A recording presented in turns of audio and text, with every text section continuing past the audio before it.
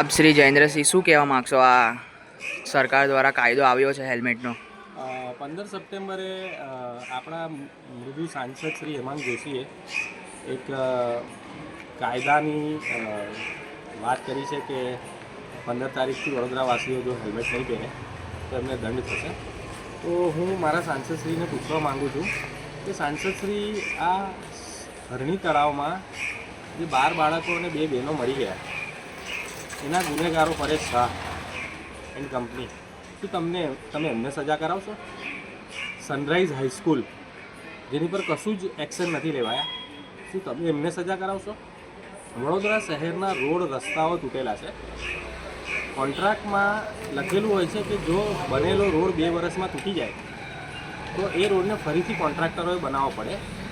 તો આ રીતનું કાર્ય છેલ્લા 5 વર્ષથી વડોદરામાં ક્યારેય થયું નથી. તો શું તમે તમારા આ કોન્ટ્રાક્ટરોને સજા અપાવશો?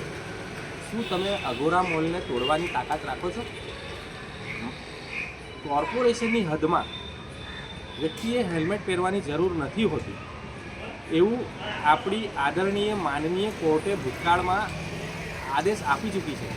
તો પણ ભારતીય જનતા પાર્ટી આજે નવો કાયદો લાવીને ન્યાયાલયથી મોટું હોય એ રીતનું વર્તન કરી રહી છે. તો મારે સાંસદશ્રીને એટલું જ કહેવું છે કે પહેલાં આ બધા જે ગુનેગારો છે એમને સજા અપાવો અને પછી વડોદરાની જનતાને 15 તારીખે તમે હેલ્મેટનો કાયદો નાખો એવી મારી તમને સાચા હૃદયથી અપીલ છે. જય માતાજી, જય મા કરણી, ભારત માતાજી જય.